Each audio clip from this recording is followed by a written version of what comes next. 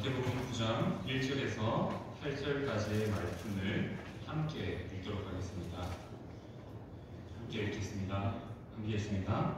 예수께서 배에 오르사 건너가 온 동네에 이르시니 침상에 누운 중풍병자를 사람들이 데리고 오거늘 예수께서 그들의 믿음을 보시고 중풍병자에게 이르시되 작은 자야 안심하라 내 죄 사함을 받았느니라. 어떤 서기관들이 속으로 이르되 이 사람이 신성을 모독하도다. 예수께서 그 생각을 아시고 이르시되 너희가 어찌하여 마음에 악한 생각을 하느냐. 내 죄 사함을 받았느니라 하는 말과 일어나 걸어가라 하는 말 중에 어느 것이 쉽겠느냐. 그러나 인자가 세상에서 죄를 사하는 권능이 있는 줄을 너희로 알게 하려 하노라 하시고 중풍병자에게 말씀하시되 일어나 내 침상을 가지고 집으로 가라 하시니 그가 일어나 집으로 돌아가거늘 우리가 보고 두려워하여 이런 권능을 사람에게 주신 하나님께 영광을 돌리니라. 아멘. 당연한 질문으로 한번 설교를 시작하고자 합니다. 자, 성도님들, 자신이 병이 들어서 좀 아픈 일이 생겼습니다. 이때 뭘 해야 됩니까? 1번 기도, 2번 병원. 무엇을 해야 될까요? 병원 가서 기도하든지 기도하면서 병원 가든지 둘 중에 하나를 해야 되겠죠. 우리는 의외로 예전부터 병이 걸렸을 때 기도해서 나아야지 라는 얘기를 워낙 많이 들었기 때문에 병원 가는 것은 왠지 믿음 없어 보이는 행동으로 여길 때도 종종 있습니다. 그래서 지금은 좀 덜하지만 얼마 전까지만 해도 기도해서 병 낫게 해보겠다고 기도하다가 시기를 놓쳐서 죽게 되는, 사람이 죽게 되는 그러한 사고도, 이야기도 들은 적이 있을 것입니다. 가끔 우리 중에도 오해하는 사람들이 있다는 것이죠. 아플 때 기도해야지 병원 가는 것은 성도로서 믿음이 없는 행동이다라고 생각한다는 것이죠. 저는 분명히 말씀드릴 수 있습니다. 이 시대에 병원을 허락하신 분이 누굴까요? 하느님이십니다.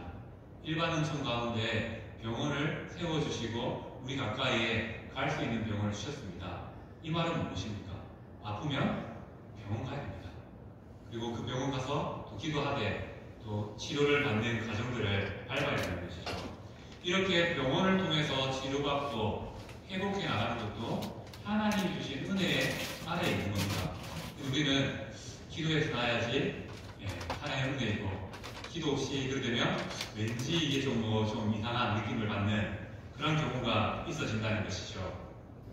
자, 우리가 병 앞에 우리의 자세는 정리해드리겠습니다. 기도하면서 병원 가시고요. 또 병원 가서 치료받으시면서 기도하셔야 됩니다.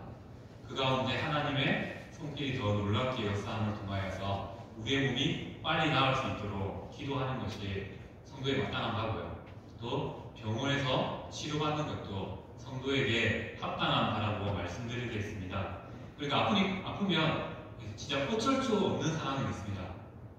병원에 갈 수 없는 상황이 가끔 걸릴 수가 있죠. 예를 들면 선교사님들 같은 경우에는 주위에 병원이 없는 경우도 있습니다. 이때는 분명히 기도로 병 낫기를 구하는 것이 지혜가 있습니다. 하지만 병원이 가까이 있는데도 불구하고 믿음으로 한번 나아보겠다라고 하는 것들은 이 시대에 하나님 주신 이 병원이라는 일반 은총의 은혜를 거부하는 그런 모습일 수 있다는 겁니다. 그래서 우리가 살아갈 때 지혜가 필요합니다. 그리고 그 지혜 가운데 또 의사의 손길만 필요한 게 아니죠. 하나님의 손길도 필요합니다. 그래서 우리가 아픈 성도를 위해서 마땅히 기도하고 또 좋은 의료진을 만날 수 있도록 또 기도하는 것도 합당하다고 말씀드릴 수 있습니다.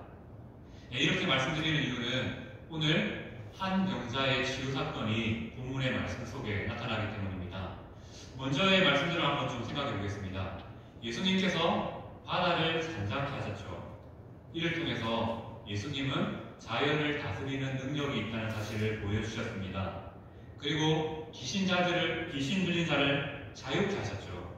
그래서 귀신을 심판하는 능력이 예수님께 있음을 보여주셨습니다. 오늘 본문은 중풍병자를 치유하는 사역을 통해서 예수님께서 나쁜 자를 낫게 하는 그런 모습도 보이지만 그보다 더 핵심적인 것, 죄를 사하는 능력이 예수님께 있음을 보여주고 있습니다. 그리고 이 죄를 사하는 능력은 우리에게 어떻게 나타납니까? 영, 육간의 온전한 치유로, 회복으로 나타나는 것을 오늘 본문의 말씀을 통해서 우리가 깨닫게 됩니다. 계속해서 말씀드리지만 마태복음은 기적에, 이적에 집중하지 않습니다. 그 일을 행하신 분이 누구이신가를 집중하게 만들죠. 누구십니까? 바로 예수님을 바라보게 만들어줍니다. 마태복음은 그러한 목적으로 모든 기적의 이야기들을 풀어가고 있습니다. 오늘도 우리가 중풍전자의 나음의 사건을 통해서 기억해야 될 것은 중풍전자가 일어나 걸었다. 그것도 참 중요하지만 그 일을 행하신 분이 누구이신가? 그리고 그 이면에 죄를 사하는 능력을 가지고 계신 분이 예수님이시라는 사실을 깨달아야 된다는 것이죠. 그렇다면 이제 주어진 본문을 짧게 좀 살펴보도록 하겠습니다. 1절 말씀을 보면 예수님께서 다시 배를 타고 건너편 동네로 가십니다. 어디입니까? 갈릴리를 기준으로 코스를 이곳 저곳 왔다 갔다 하면서 사역하고 계신다는 것이죠. 그렇다면 예수님이 거하시는 동동네가 어딘지 아십니까? 예수님의 사역의 중심지가 어딘지 아십니까? 네, 갈릴리가 맞는데 특별히 가버나움입니다. 가버나움. 예수님께서는 주로 이곳에 머무면서 사역을 행하셨다는 것이죠.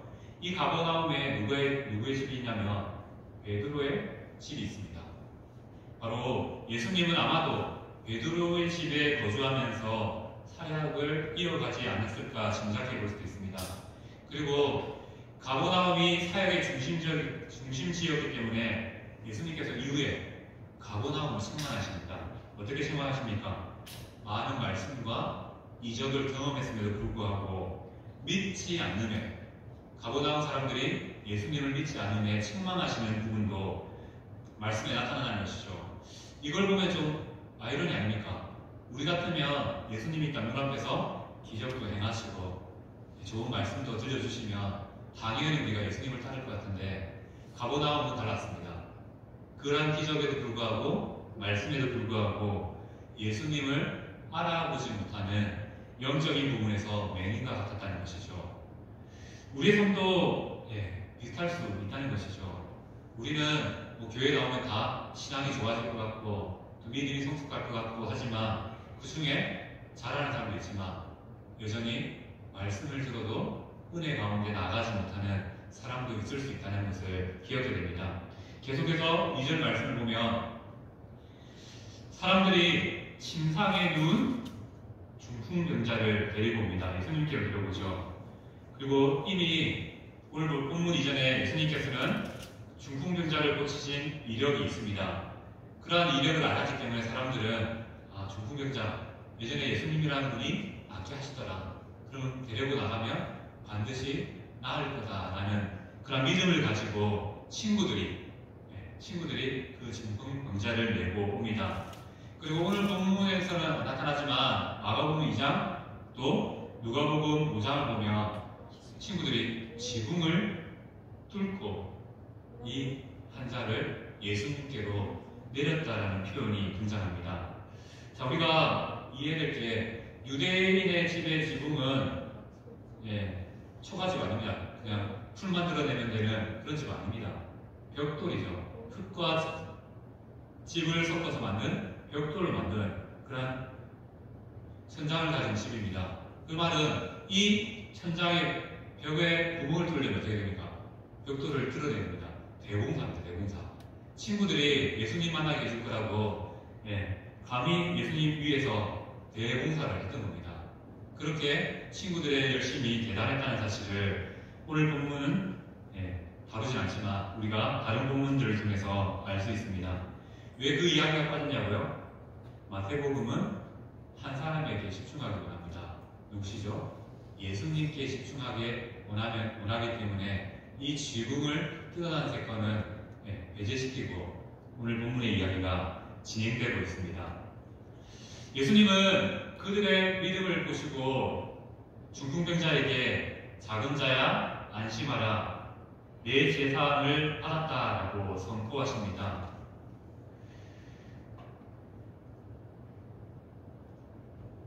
그들의 믿음은 무엇입니까? 아픈 중풍병자를 예수님께로 데리고 오면 친구가 나을 수 있을 거라는 믿음을 가지고 나왔습니다. 여기서 말하는 작은 자는 아이를 지칭하는 표현이기도 하지만 신이죠. 우리가 뭐 사랑하는 사람에게 아야 하면서 이렇게 다른 것처럼 예수님도 사랑하는 마음을 담아서 당시에 친근한 표현으로 작은 자야라고 부르셨다는 겁니다. 왜요? 그들의 믿음이 그만큼 하나님 보시기에, 예수님 보시기에 아름다웠기 때문입니다. 그리고 선언하시죠. 뭐라고 선언하십니까? 내 제사함을 받았느니라 라고 선포하십니다. 예수님의 관점에서 중풍병자의 병의 원인은 무엇입니까? 모든 질병이 그런 거 아닙니다. 오해하지 마십시오. 예수님이 보실 때 이 중풍병자의 병의 근원은 죄에 있습니다. 그래서 완전한 치료를 위해서 먼저 죄를 다스리시는 예수님의 모습이 등장하게 됩니다. 앞서 말씀드렸던 것처럼 질병이 무조건 죄에서 기인한다라고 얘기하면 안 됩니다. 절대 그렇게 하시면 안 됩니다. 질병의 원인은 다양할 수 있습니다. 하지만 오늘 본문의 중풍병자의 질병은 죄로 인한 결과이기에 예수님께서 질병보다 제사함에 대해서 먼저 말씀하고 계신다는 것이죠. 이러한 질병, 죄로 기원된 질병이기 때문에 제 문제를 해결하는 것이 가장 시급한 문제였기에 예수님은 중풍병자에게 제사함을 받았다고 선포하고 계십니다. 그러자 반응이 일어나죠. 어떤 반응입니까? 또 옆에 서기관이 있어요. 바리새인이 또 있습니다. 서기관들이 속으로 말하죠. 이 사람이 신성모독의 죄를 행한다라고 말하는 것입니다. 왜 그렇습니까? 서기관이 알고 있다시피 우리의 죄의 문제를 해결할 수 있는 분은 하나님 한 분밖에 없습니다.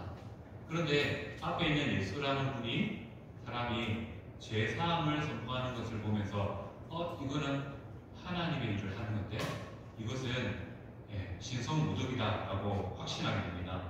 그렇게 서기관들은 이제 입 밖으로 못 냅니다.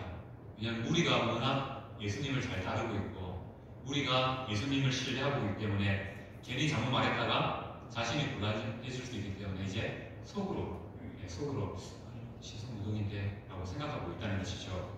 그런데 예수님이 어떤 분입니까? 이거 모르겠습니까? 마음속을 하는 얘기도 다 알고 계십니다. 그래서 그 말을 아시고 너희가 어찌 마음에 악한 생각을 하느냐, 다음 말씀이죠. 그 말씀을 통해서 질문을 하고 다르시십니다. 사람의 마음을 안다는 것은 예수님이 어떤 분이라는 겁니까? 하나님이라는 사실이죠. 사람이 사람의 마음을 짐작할 수는 있지만 속까지 들여볼 수 없습니다. 하지만 예수님은 서기관의 속까지 들여다보는 그러한 하나님의 능력을 가진 분이라는 사실을 또 중풍병자의 이야기를 통해서 한편으로 또 보여주십니다. 그리고 예수님은 서기관에게 질문하죠. 죄 사함이 쉽냐? 병을 낫게 하는 게 쉽냐? 생각해 보십시오. 어떤 게 쉽겠습니까? 죄 사함은 눈에 안 보입니다. 근데 치유는 눈에 보여야 됩니다. 중풍병자가 일어나서 걷는 것과 눈에 안 보이는 제사함을 선포하는 것 어느 게 쉽겠습니까? 당연히 제사함이 쉽습니다.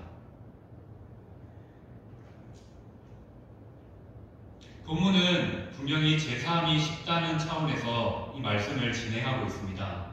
당시 유대사에서 제사함은 앞서 말씀드렸던 것처럼 하나님을 모독하는 신성모독의 죄입니다. 그럼에도 불구하고 예수님은 두 가지 일을 얘기하면서 서기관 너희들이 생각해봐. 너는 이 사람을 낫게 하는 게 쉽겠냐? 아니면 제사함을 선포하는 게 쉽겠냐라고 질문하시는 것이죠. 왜요? 제사함 이전에 이 질병을 치료하시는 이 사건을 보고 이게 무슨 의미인지 깨달아라 라고 말씀하시는 겁니다. 내가 어떠한 능력을 가진 자인지 알아보라 라는 것이죠. 바로 하나님의 예수님이심을 이렇게 깨닫기 원하면서 이렇게 책망, 대답해 주고 계시는 예수님을 우리는 마주하게 됩니다. 우리는 6절 말씀을 통해서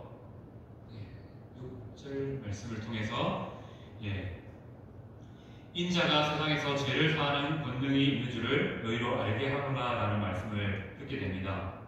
예수님의 중풍병자를 치유하는 사건의 핵심은 예수님이 하나님이 되심으로 말미암아 죄를 사하는 능력까지, 또 죄를 사함을 통해서 우리의 영육간의 모든 문제를 해결해 주시고 낫게 해주시는 분이라는 사실을 말씀하고 있습니다.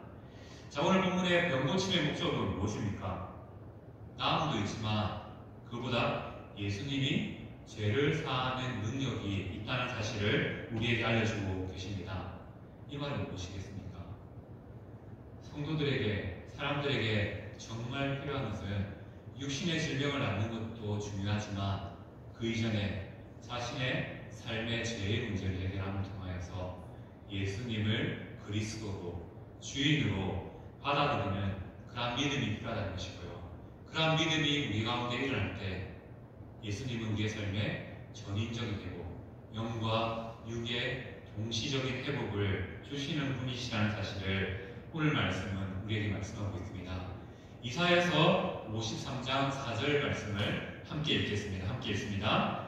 그는 실로 우리의 질고를 지고 우리의 슬픔을 당하였거늘 우리는 생각하기를 그는 징벌을 받아 하나님께 맞으며 고난을 당한다 하였구나. 네. 예수님의 십자가에서 당하신 그 고난의 의미는 무엇입니까? 우리의 모든 슬픔과 아픔을 짊어주심을 통하여서 그 짊어짐을 통하여서 우리를 온전히 회복시킴에 있습니다. 그래서 우리가 그가 채찍에 맞음으로 우리가 나음을 입었다라고 말씀하고 있습니다. 우리는 예수님을 믿음으로 우리 안에 있는 죄의 문제를 해결했을 뿐인데 하나님께서는 우리에게 은혜를 베푸셔서 그 예수님 믿는 믿음을 보시고 우리의 죄사함의 문제뿐만 아니라 육신의 연약함까지 돌봐 주신다라고 말씀하고 있다는 것이죠. 바로 예수님은 중풍병자에게 이러한 놀라운 구원의 은혜를 베풀어 주셨습니다. 죄사함의 문제와 질병이 동시에 낫게 되는 그러한 전인적인 구원을 베풀어 주셨다는 것이죠. 이 구원 앞에 어떻게 행동합니까? 그가 일어나 집으로 돌아가고 우리는 보고 두려워했다라고 말씀하고 있습니다. 그리고 이런 권능을 주신 분이 하나님이심을 깨닫고 이 모든 영광을 하나님께 올려드렸다라고 말씀하고 있습니다. 자, 우리들이 아마 이 상황을 보고 두려웠을 겁니다. 서기관이 생각했던 것처럼 제사함, 그거 하나님이 하시는 일인데 예수님이 그 제사함을 행하신다고, 또 질병을 치유하신다고, 하나하나의 사건, 그 병을 고친 것만으로도 우리는 놀랄 겁니다. 정말 신기하고 예수님을 바라보면서 대단하다 생각할 건데 그 뒤에, 그에 앞서 제사함을 선포하시는 그 예수님을 보면서 사람들이 두려워하기 시작하죠. 예수님 앞에 내 죄가 드러날까 두려웠을 거고요. 그리고 예수님이 하나님이시라는 사실 앞에 그 사실을 깨달은 사람은 더 두려워할 수밖에 없었을 거라 생각되어집니다. 자, 오늘 본문은 이렇게 이야기가 끝이 납니다.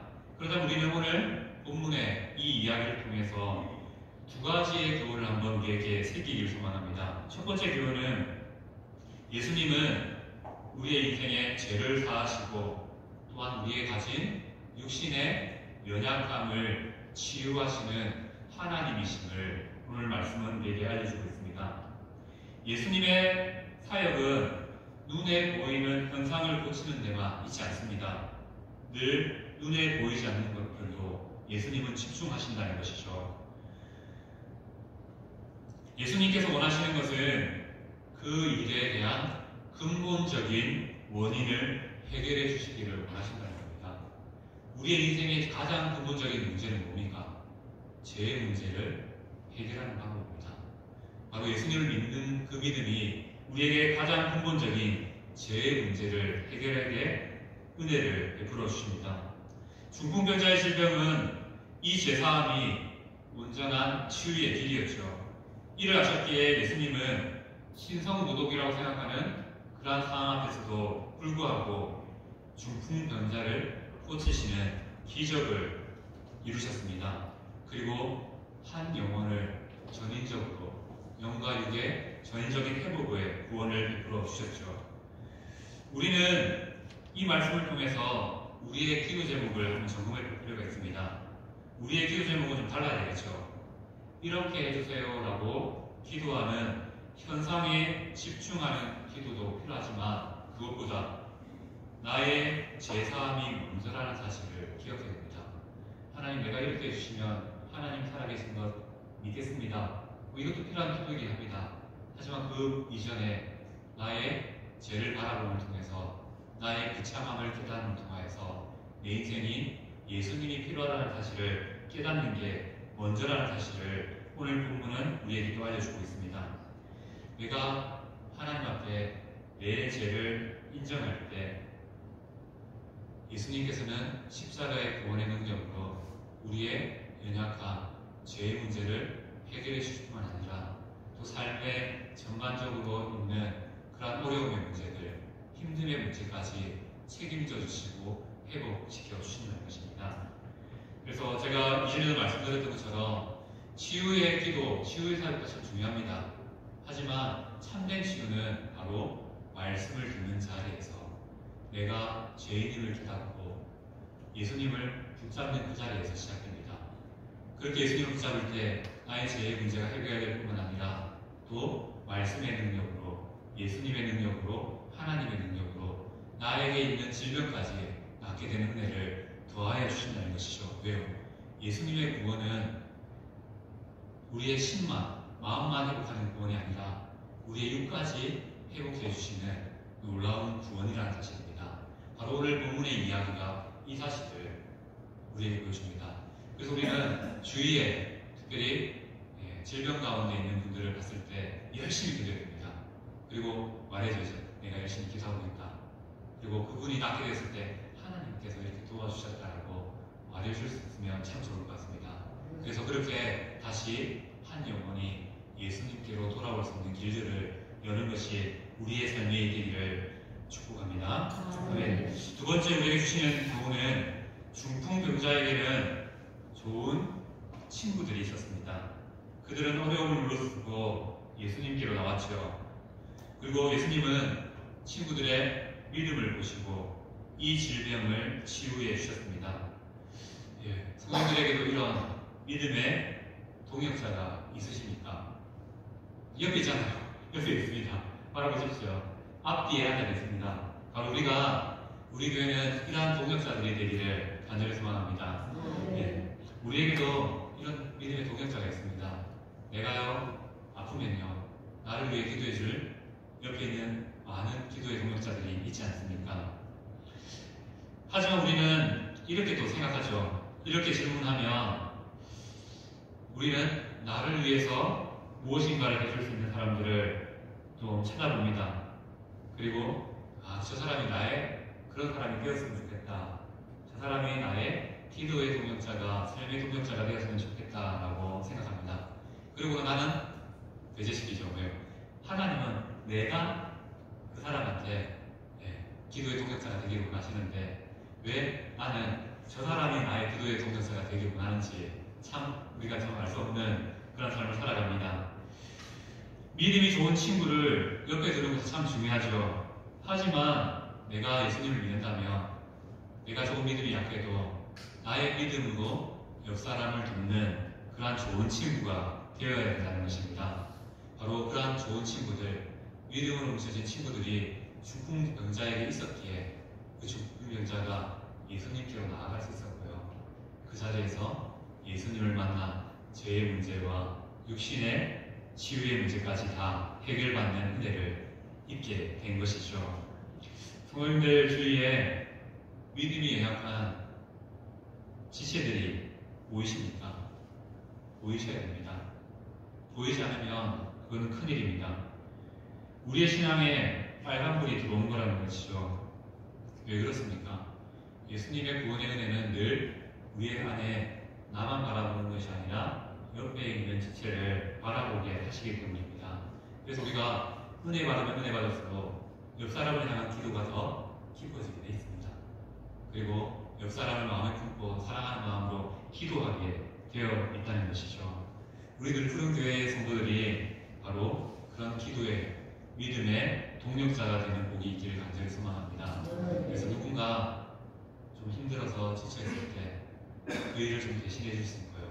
또 같이 기도로서 격려해 줄 수 있고, 너무 힘들지 하면서 또 차도 한잔 마시면서 이야기도 들어줄 수 있는 그러한 건강함이 있는 교회가, 믿음의 동력자들이 넘치는 교회가 늘 푸른 교회가 되기를 축복합니다. 또한 우리의 삶이 늘 예수님을 먼저 만남을 통하여서, 또 더 나아가서는 나를 통해서 나를 만나주시고 예수님을 누군가에게 전달하는 그러한 삶을 통해서 생명의 열매들이 맺혀나는 삶들이 있어지기를 간절히 소망합니다.